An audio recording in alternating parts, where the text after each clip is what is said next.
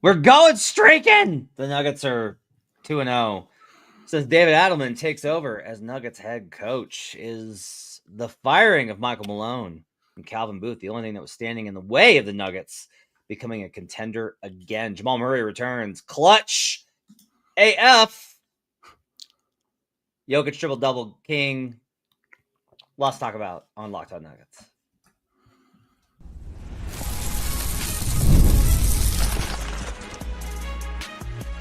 You are Locked On Nuggets, your daily Denver Nuggets podcast. Part of the Locked On Podcast Network, your team every day.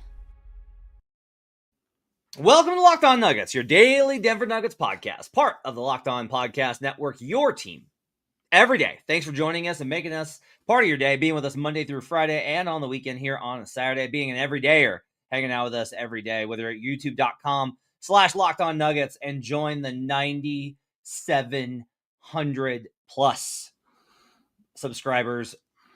We are under 300. We're going to get there. We might get there before the start of the postseason, depending on what happens on Sunday. I'm very excited. For us to finally reach 10,000. And if you go to youtube.com/Locked On Nuggets, you can leave a comment amidst the many comments that says that Ryan is the worst and the other ones that say I'm the worst and the handful that say Swipe is the worst.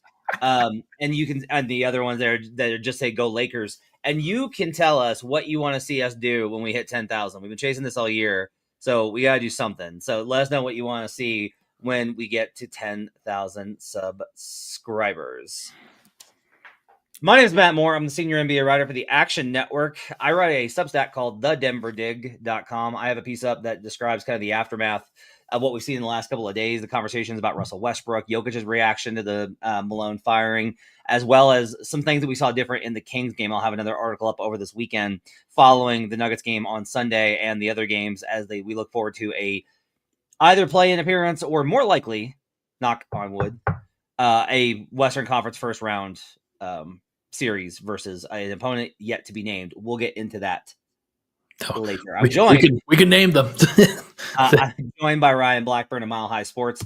If you have not, as much as I want you to subscribe at youtube.com/Locked On Nuggets, go subscribe to the Pickaxe and Roll podcast. Go support Ryan. Ryan works so hard for you guys. Ryan works way harder covering the Nuggets than I do. And I don't know. He does so much stuff. He has rotations on every single game. He writes articles after every single game.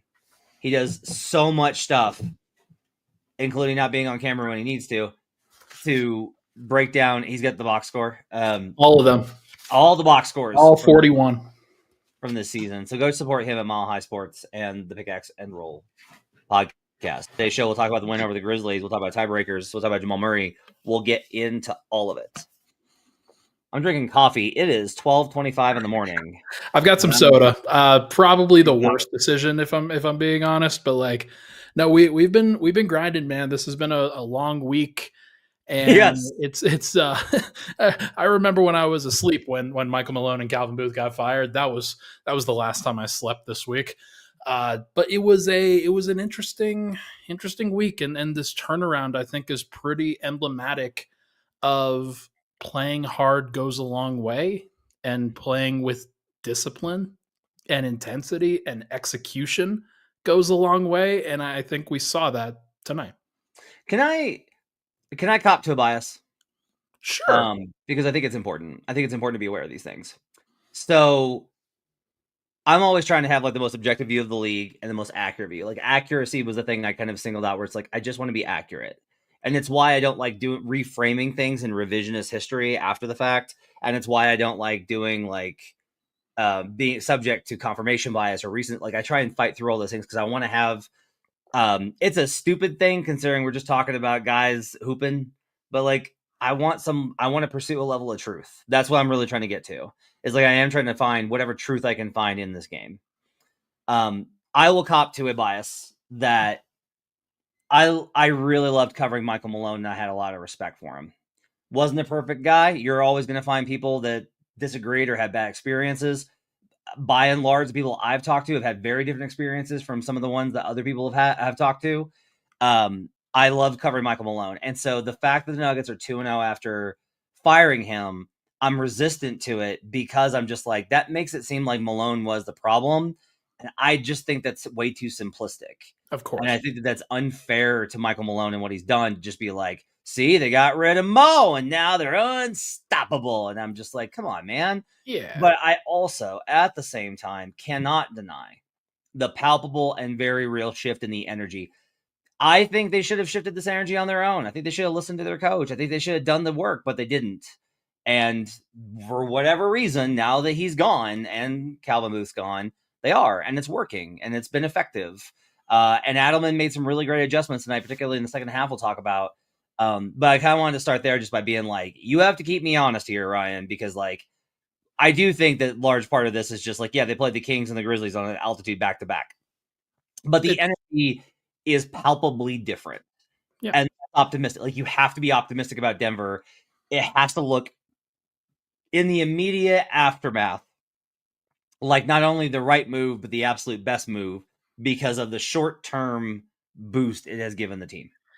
Yeah, and like, but even framing it like that, I can hear you kind of grinding against the gears because you're like, okay, well, short-term boost. What's it going to look like past 5 games? What's it going to look like past 15 games, 100 games from now? I can hear the conversations that we're going to have, and that's fine. Like, I have long copped to also being a big Michael Malone fan and somebody who has been in his camp on a lot of these things. But yeah, and him says it here, like, kind of sucks when two professionals can't put their egos to the side and see the bigger picture. I subscribe to that notion, and it's pretty clear that Michael Malone, alpha guy, big personality guy. He has long collaborated with a lot of people, but he also earned the right over the course of 10 years and being the 4th longest tenured head coach and winning a championship and doing all the things and connecting with his players and helping get the best out of everybody. He definitely earned a ton of leeway. And the Nuggets, I think, especially as I think it was described in the ESPN report, like 8-game winning streak, I think it gave them some leeway when they started winning some games when apparently Josh Kroenke was thinking about pulling the plug at that point. I don't know how true any of it is. What I do know is that everybody seems to be pretty much like they could breathe a sigh of relief right now, just based off of how things have gone. And it's unfortunate because we should be able to talk about like what's going on the floor without having to kind of reference the elephant in the room, which is they should have just been doing this sooner, and there was nothing that was actually preventing them from doing this sooner other than getting a kick in the pants and being like, hey, you might be next if things don't go the way that they are supposed to go.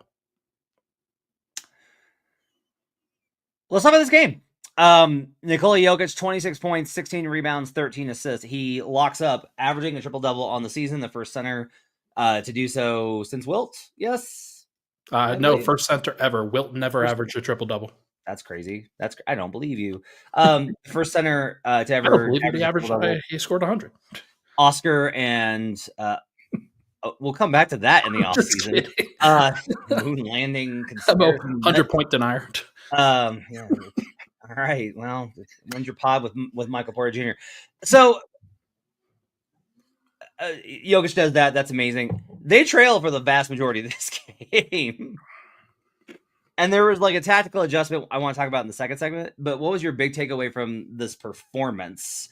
And it's like, there's 3 quarters and then there's the 4th. And so like, what's your big takeaway? And they did close it in the 3rd quarter. They had a good second half. Yeah. I feel like, what was your perception of the game?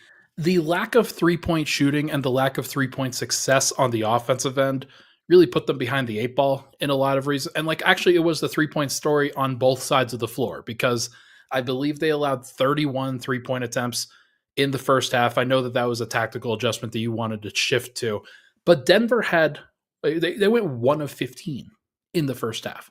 How is any team in the modern NBA supposed to be successful and actually stay attached to the opposition when you shoot 1 of 15 from 3?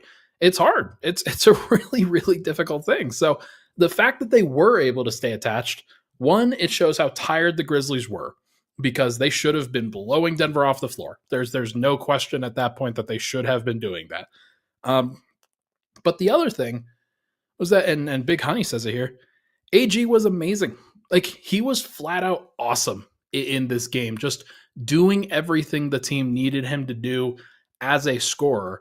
And it was funny. I turned to Matt at one point and was like, wow, AG's got the old 17-0-0-0-0 game.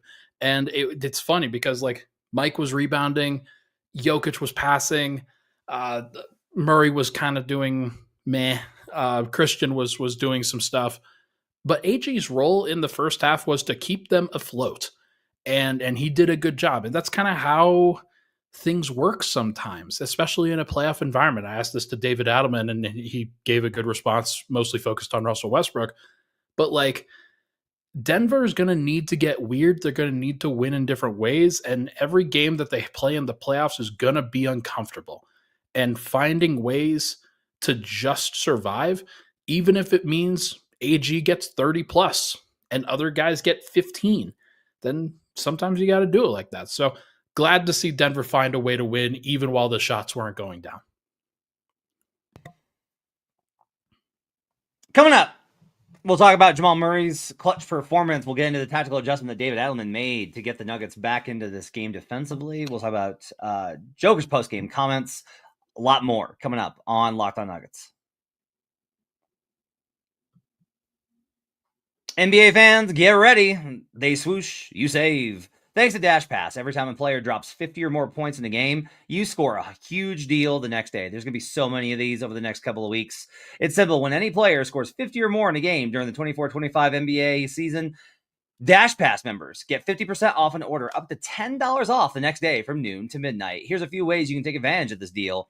After an epic 50-point performance, you can celebrate by ordering wings, pizza, or burgers from your favorite spot delivered straight to your door. If you're planning to catch the next game, you can order your go-to snacks and meals at a discount and get ready for more high-scoring action. Sign up for Dash Pass and be ready to save. When any player scores 50 or more in a game, Dash Pass members, you got to sign up for Dash Pass. Get 50% off an order the next day, up to $10 off. Just use promo code NBA50 from noon to midnight after a 50-point game on eligible orders at participating merchants. Must have an active Dash Pass account. Terms apply. Visit DoorDash to learn more. We'll be right back on Locked On Nuggets. Back here on Locked On Nuggets. Thanks for joining us and making us part of your day. Appreciate you guys being with us here on a Saturday. The Nuggets play Sunday night. After that game, we will know their opponent.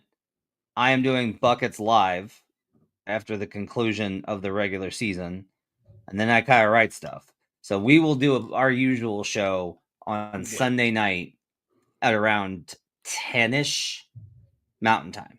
That's when we will go live, and we will break down the matchups and everything else. And then we will get to I will go drag Adam Maraz's sorry ass, and we will do Denvengers next week. So hell yeah, we'll do that if they make the play. let's if they make the if they're in the play-in, then we'll have to delay that a little bit. Yeah. Okay. Thoughts on Jamal Murray tonight, who returns from his hamstring injury in the first half? Let's see the numbers here. In the first half, I don't know if I want to share that. That's Jamal Murray was 1 of 4. He did get to the line for five trips. So he had 6 points, 2 rebounds, 4 dimes. He finishes the game with 15 points, 7 assists, 5 of 12. And in that fourth quarter, clutch time, Jamal Murray, 6 points, 3 of 5 shooting, 2 daggers, and the win. Jamal was a plus 10 in that quarter. Christian Brown, notably, was a plus 14 in that quarter. What are your thoughts on Jamal and his return tonight, Ryan? Thought he was clearly subpar in the first 3 quarters, but like Jamal, like how Jamal often is, you cannot write the story of Jamal's game until after the final whistle sounds, after the final buzzer sounds. And he just continues to buy into all the narratives, man, that like he's a big shot merchant, he's a big game merchant, he is a big moment merchant. And it was looking like he was laboring out there. I'm not gonna lie. Like it looked like he was, especially on the defensive end to me, trying to figure out how much he could do on that leg. And that's not super encouraging to me for a lot of reasons. Like he's clearly, this was a situation where they had to win this game. They had to win this game. They wanted to figure out what he could do in it and if he could provide anything. And he looked okay overall. Like 15, 7, and 5 is okay. Defensively is where I think they're going to really struggle. Teams are going to really hunt him, and they did hunt him. And I don't think that Memphis did a good enough job of that in this fourth quarter, especially. But overall, like I give him a C-. B+. Wow. You're higher on Jamal than I am. Do tell. Passing's a thing. Jamal had like 5 high leverage, That's important passes in this game. Yeah. And they weren't just handing off to a DHO and getting a bucket out of it. Like Jamal was genuinely creating offense in this game, and I thought it was really impressive. He made a lot of really good reads in this game, and I thought that he was struggling from the field, but he wasn't forcing it. He wasn't like 1 of 15, right? He wasn't like 1 of 11. And you're like, well, he shouldn't be because he was 1 of 6. Well, no, like that, you shoot your way out of it is how most guys do. And I thought he really let the game come to him. I thought his defensive effort on the first 2 possessions were some of the best of not this season, but they were good. They were really good. Sure. And he gave a huge amount of effort onto it. Now, anytime that he's got a closeout and he's the last X out, you're always going to get that little trot thing that I hate. But other than he was disruptive. Like he got up into guys, he battled, and I thought his passes were excellent tonight, including the pass to Nikola Jokic for the floater in the 2-man game that put the thing to bed. So overall, I think Jamal was good tonight. I think that he was better than the -1 suggests. I think he was better than the stat line suggests. I've seen Jamal put up, again, this is the thing, is like this Nuggets team in particular. Look, there are most teams, if like, okay, I'm trying to think like what's a normal team. Anthony Edwards, right? The Wolves. Yeah. If Anthony Edwards has 15 points, Anthony Edwards had a bad game. There is no situation in which I'm going to look at Anthony Edwards and be like, he had an amazing game if he has 15 points. Even if he has like 10 assists, I'm going to be like, I don't know, you probably got lucky on a couple of these. But like, I do think that Jamal and Joker and the way the Nuggets play, you can have a really good game and not have a lot of counting stats. Sure. And so I thought Jamal was genuinely pretty good. Now, I am concerned because like on the very first sequence of the game, like he grabbed at his hamstring immediately. And I was like, oh no. Yeah. And so like, look, I would just tell you, like, I'm not a doctor. Maybe it goes away. Maybe he's going to be totally fine. But I would be like, you got to be fingers crossed, rubbing the rabbit's foot, doing all the things, whatever they do in Serbia, do that to try and keep Jamal healthy, because like I was concerned at several times, even as he closed this game out with his usual brand of toughness. Yeah, they're going to need him all the way through. I think the defensive effort was really good on those first couple of possessions, as you noted, and honestly, like he didn't necessarily. He didn't struggle on defense in the fourth quarter specifically. Like they probably like they scored 1 point in the final 6 minutes or whatever. So part of that, again, it's you're tired on the second night of a back-to-back. This Memphis team is clearly not in a great place right now, especially with like the pecking order and what they're supposed to do in these situations. Like it's basically Desmond Bane, and Jaren Jackson taking turns isolating or pick and rolling, and that's not a great formula, I don't think. But it's going to be fascinating to see how Denver evolves if Murray is not at that great level physically. Like, would there be situations where they don't ever close with him? Would there be situations where they're going to have to, I guess, navigate some troubled waters with that? I don't know. I'm hopeful that he can take some of that time off between the play and stretch, but that means that they need to win on Sunday. We'll get back to that in the final segment. So in the first half, the Grizzlies took 31 threes, and they made 11 of them. And as Ryan mentioned, Denver was 1 of 15. that gap is the problem, right? And I'll tell you that, like, look, if they had taken 31 threes in the first half and they had made 2, right? I honestly would be like, that's just how it goes. You're fine. Yeah. If the Grizzlies had taken 16, had taken 16 and made 6, I'd be like, that's fine. That's okay. Right? It's always the combination of the both that's the big problem for them. I did look this up, by the way. This season, when Denver has a 3-point differential between them and the opponent of -4 or better, they are 36 and 15, 71% straight up. And when you win 70% of your games, that's a pretty important differential. When the opponent has more than 3, they are 13 and 17. When they have more than 3 more 3-pointers made than the Nuggets, they are 13 and 17. So, like, I do not mean to be reductive. It's a big deal. But here's what's cool. In the second half, and David Adelman actually talked about this, because I'll jinx it because he's going to get there anyway. So David is experienced. Like, he's been the head coach a couple of times, but like David hasn't had like a full-time job yet. And so David hasn't learned the art of the press conference. And so David will actually answer questions when you ask about strategy, which is a refreshing and new thing for me because Malone stopped answering anything I asked him about strategy about 7 years ago. First 3 years he was great, and then they started winning meaningful games, and it was like, no more. I want to push, but like, wasn't David Adelman a head coach for Minnesota for a little bit? That was Ryan Saunders. Jesus. That's right. Like the 2 young guys who are both have Minnesota ties. Like, my mistake. So, in the second half,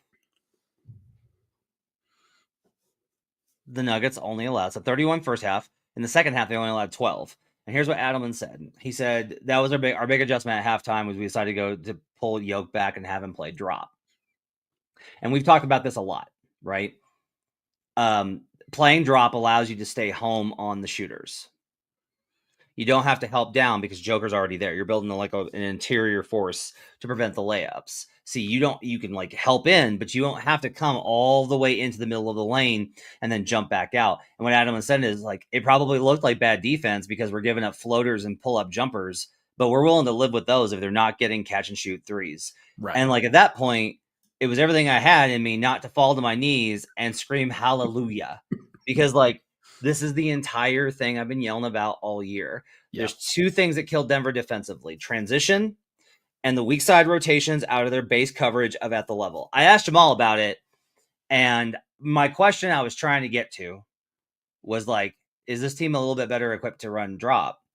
And he was like, why'd you say that? And I was like, David Adelman said. I was like, not me, David Adelman.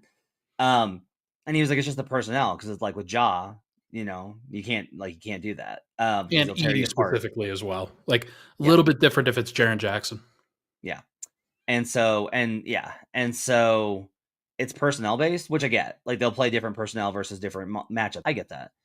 But I do think fundamentally that David Adelman exhibiting, hey, they killed us with threes. Let's stop letting them have threes. This is a basic thing that has not happened a lot this season. That is huge. Just being willing to be like, look, yeah, we'll get killed with floaters. And Ja did. Like, Ja had some phenomenal plays in this game. Yeah. But like he was getting those in the first half anyway. So being willing to say, we're going to accept this. Like, yeah, all right. If Ja wants to shoot mid-range floaters on us, fine. We'll trade 2 for 2s. We're not going to trade 2 for 3s. And doing so, Ryan, I thought was like a massive adjustment to help them get back in this game. It's great. Like, it's one of those things where, I mean, you see the writing on the wall with that. It also just forces the ball handler for the opposing team to cover more ground, to not have to make the easy read once. Because, like, when Joker comes up to the level, it's pretty easy to read the floor in today's NBA. It used to not be as difficult, or it used to be a little bit more difficult when teams weren't perfectly spacing the floor every single possession of every single game. Now every team understands how to attack Denver, they've been running the same coverage for the better part of 6 years. How do you attack? You pull Joker away from the rim. You get a nice lane down the middle of Main Street with the big, and then you either get a 4-on-3 or you reverse it to the weak side, and then you get open corner threes and open wing threes on that side. Like, it's pretty easy to navigate. And I think that Denver may have stumbled upon something here. It's not going to make Joker look as good when he's getting scored on or getting lobbed over or other things like that. But maybe it helps Denver get better. Maybe it helps them be a better defense. Something that we haven't seen that much, but I believe that you've pulled the numbers before that like they've been a better drop team this year. Denver has, yes, they have played more drop and are way better at drop. Their at level numbers are not good. Now they're still going to run that a lot. They're still going to do that consistently. Like Anthony Edwards in particular, you have to blitz. You have to blitz. Yeah, like there's a certain, like, are you going to drop Steph Curry? No. Not unless you're Zach Edey. Not sour about that. All right, coming up. Good win. The work's not done. We're going to go through the scenarios for Sunday and let you know who the Nuggets are likely to be facing. We'll talk about that next here on Locked On Nuggets. There's nothing like the energy of a live game, whether it's catching a last-minute MLB showdown or soaking in the excitement of an NBA matchup or catching the Avalanche or catching the Colorado Eagles with one Gabe Landeskog, but finding great seats at a great price. That used to be a challenge until I found Game Time. Game Time makes scoring last-minute tickets easier than ever. Prices actually drop as the event gets closer, and with their all-in pricing, you see the total cost up front. No surprises at checkout. You can save up to 60% off buying last minute for sports, concerts, comedy, theater, etc. Game Time is phenomenal because you can literally just walk up to the door. Most Nuggets games have been sold out consistently over the last Jokic era. But for most games in the city, you can just walk up and like after the event started, pull up Game Time and you can pull up a ticket right then and get it at such a massive discount. You're not going to miss much, especially baseball. Like, you're not going to miss much after the first inning. Go grab a seat. It's going to be amazing. You can get seat views before you buy so you know what you're getting. And I've got a lowest price guarantee. Take the guesswork out of buying tickets with Game Time. Download the Game Time app, create an account, and use code LOCKEDONNBA for $20 off your first purchase. Terms apply. Again, create an account and use code LOCKEDONNBA for $20 off. Download Game Time today. Last minute tickets, lowest price. Guaranteed. We'll be right back on Locked On Nuggets. Back here on Locked On Nuggets. Thanks for joining us and making this part of your day. One thing I want to throw before we move off of this game, Russell Westbrook closed tonight, and he deserves a mention.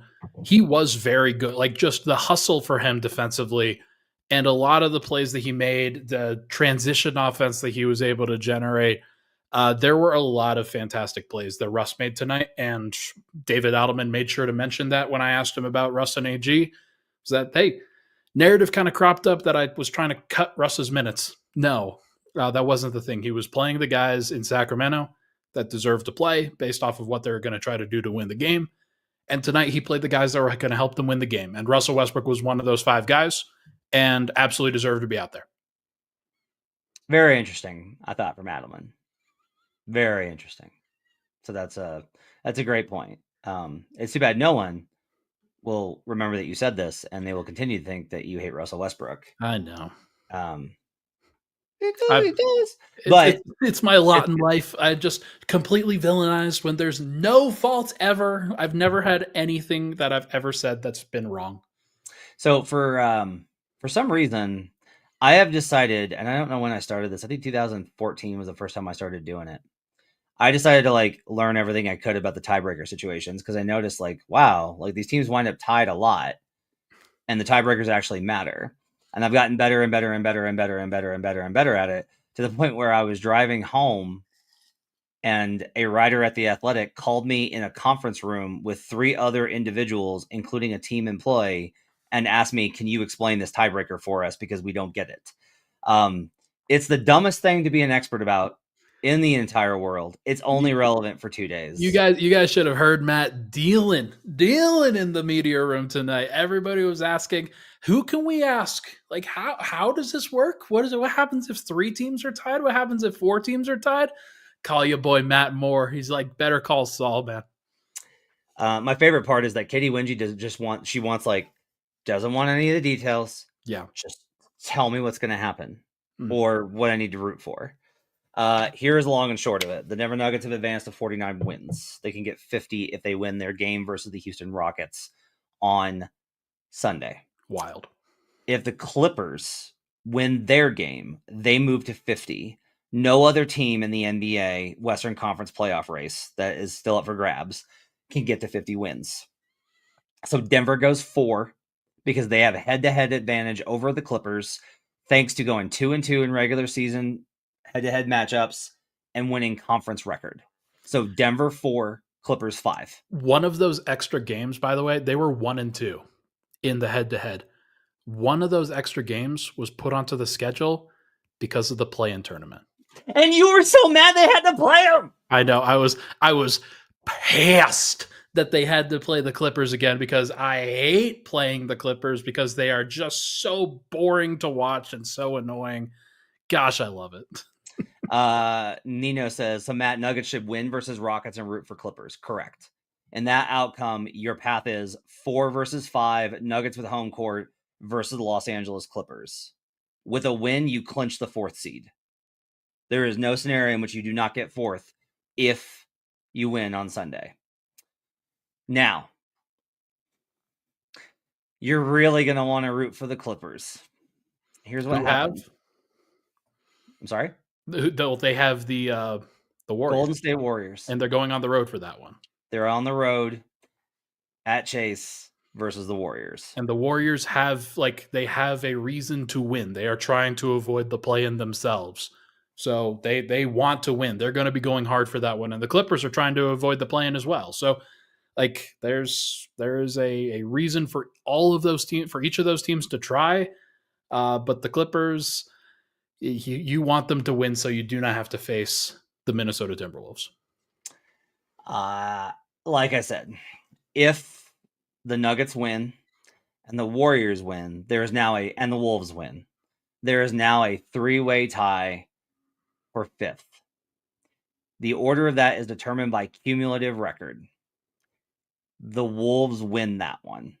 They slide to 5, and the Denver Nuggets face the Minnesota Timberwolves in a 4-5 matchup. You are going to want to be very big James Harden fans on Sunday. Always have been. Okay. Now, here's what happens if you lose. Stuff gets dark very quickly for you.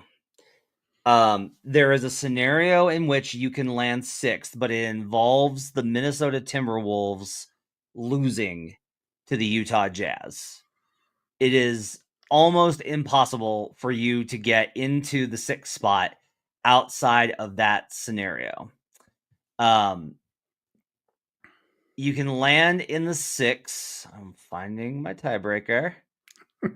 You can land in the 6. Where is it?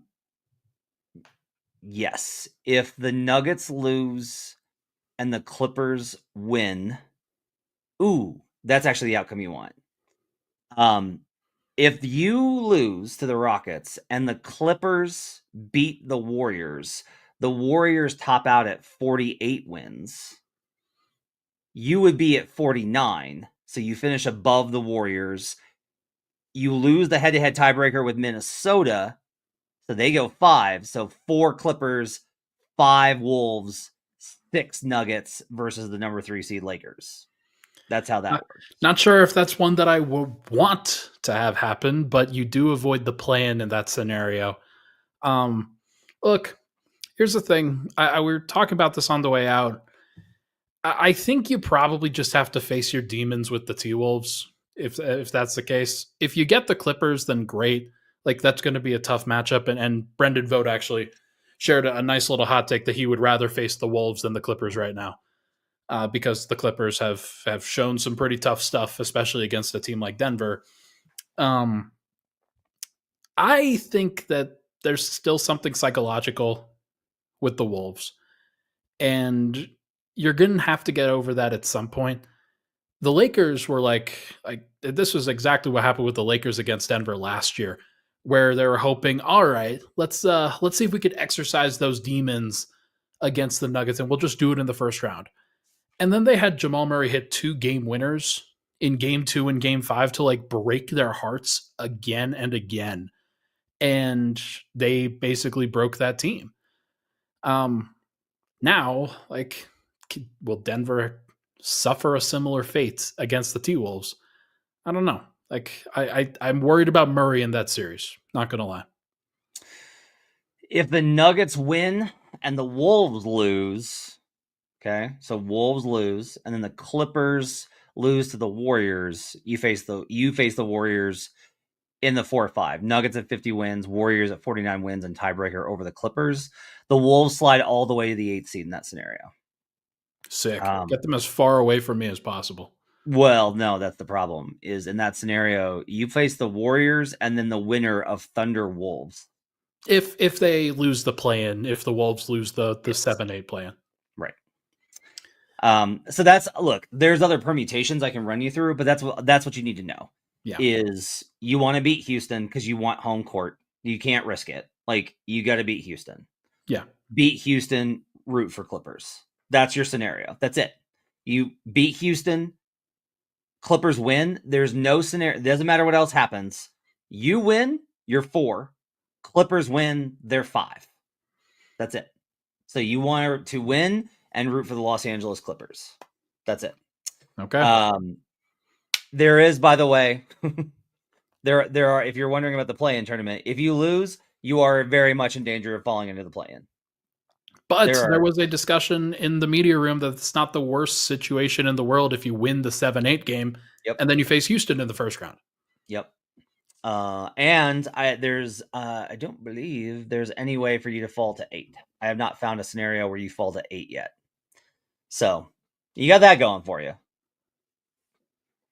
So. Great. Yay. This year's been a wild one, man. I did not expect around game 65 that we would be talking about the plan, that we would be talking about trying to avoid certain matchups when everybody's tied up, but like not great. Can I ask you a question? Sure. Between Clippers and Warriors, who do you want? You want Kawhi Leonard or do you want Steph Curry? I mean, I don't want either of those guys, but like, I certainly don't want Steph Curry with the way that team has played. Like, I think that they're just a more cerebral team with a matchup in Steph that Denver doesn't really have a great answer for. At least with the Clippers, I feel like that's going to be a slow it down series. Harden and Kawhi are not going to run Denver ragged or anything like that. And you're going to have to break what is a really tough half-court defense. But Jokic has been able to break Ivica Zubac before. Like, he's faced him a lot. They will know each other extremely well. But, like, I think I'd rather face the Clippers personally. But it's a tough call. Like, they're in the same tier. Warriors are second in three-point rate this season behind the Boston Celtics. I will take the Clippers. That's going to do it for Locked On Nuggets. We'll be back with you on Sunday night for No Jinx as we get you set with a preview of whatever's coming Denver's way. We'll recap the regular season finale, look at those kind of things. We'll do playoff coverage all next week. Follow Ryan over at Pickaxe and Roll on YouTube.com and at Mile High Sports. You can catch me at the Denver Dig. We'll see you guys again next time tomorrow on Locked On Nuggets. Playoffs.